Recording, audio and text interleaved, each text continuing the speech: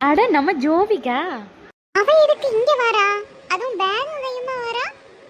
அதான் எனக்கும் ஒன்றும் புரியல. வரட்டும் கேட்போம். Hi friends. ஜோவிகா நீ என்ன இந்த பக்கம்? நீ நானும் உங்க கூட தான் வர போறேன்.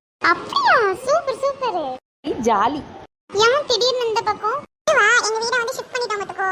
அதனால இன்னையில இருந்து அங்க தான் தங்குற மாதிரி இருக்கும் மத்துக்கோ. உங்ககிட்ட சொல்லலல்ல, போன வாரம் தான் வந்துட்டு வீடு பால் காய்ச்சோம். அதனால இன்னையில இருந்து அங்க தங்குற மாதிரி. சோ எங்களுக்கும் இனிமேல் இந்த பஸ் ரூட் தான். ஜாலி, நம்ம எல்லாரும் சேர்ந்து போலாம்ல. ஏய் ஜாலி. இப்போ நம்ம 3 ரோசஸ் ஆயிட்டோமா? ஆமாடி, நல்லா இருக்குல்ல 3 ரோசஸ். இங்க பஸ் ரொம்ப லேட்டா வருமோ?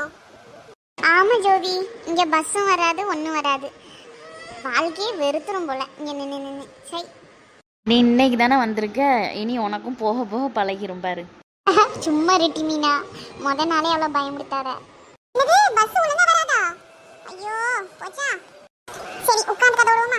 கால் வலிக்குது. சரி டி ஜோவி. ரெட்டி மீனா இங்க வா, பக்கத்துல வந்து உட்காரு. இவ்வளோ நேரம் நட்டமாவே நிப்ப. உட்காந்துச்சுமா போதுமா? நாளைக்கு இங்கிலீஷ் எக்ஸாம் அப்படிதானே? படிச்சாச்சா? இல்ல மக்கா, வீட்ல போய் தான் படிக்கணும்.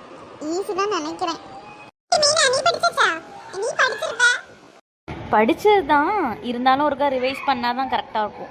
டியூஷன்ல போய் படிச்சுக்கிடுவேன், அதனால ஒன்றும் இல்லை. எப்படியும் படிக்காம விடவும் மாட்டாங்க அந்த அக்கா. நீ டியூஷன்லாம் போறியா? எங்க அம்மா என்கிட்ட கேட்டாங்க பார்த்துக்க, டியூஷனுக்கு போய் படிக்கிறியா இல்ல வீட்ல இருந்து படிப்பியா அப்படின்னு. நான் தான் அம்மா வீட்ல இருந்தே படிப்பேன், டியூஷனுக்கு போறதை விட வீட்ல இருந்து நல்லா படிக்கலாமான்னு சொல்லி வச்சிருக்கேன். எங்க வீட்டில் எங்கள் அப்பா அம்மா வந்து வேலைக்கு போயிடுவாங்க பார்த்துக்க. காலையிலே போயிட்டு நைட்டு போல் தான் வருவாங்க. ஒரு 7-7:30 தான் வருவாங்களா. அப்போ வீட்டில் தனியாகவே இருக்கணும். அதனால் வீட்டுக்கு வந்த உடனே நான் வந்து டியூஷன் போயிடுவேன்னா, அதுக்கப்புறம் பிக்கப் பண்ணுறதுக்கு எங்கள் அம்மா வருவாங்க பார்த்துக்க. அதனால தான் டியூஷன். இல்லைன்னா யார் போவா? உங்கள் வீட்டில் எப்படி மீனா? எங்கள் வீட்டில் கரெக்டாக ஒரு 7 மணிலேருந்து 8:30 வரைக்கும் படிக்கக்கூடியது எல்லாத்தையும் ஓரளவுக்கு படிச்சிடும் பார்த்துக்க. அதனால் ஒன்றும் பெருசாக தெரியாது.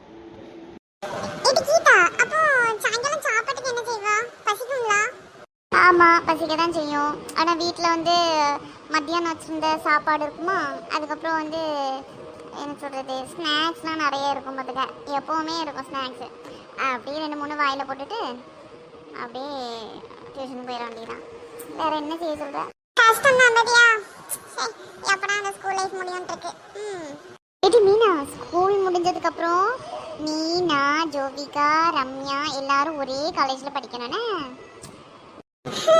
அப்படிலாம் இருந்தா நல்லா தான் இருக்கும். பாப்போம், யார் யாருக்கு எழுதி வச்சிருக்கோ அங்கதான் போய் படிக்கணும். கண்டிப்பாக கீதா, எனக்கும் அது ரொம்ப நாள் ஆசைப்பட்டுக்க.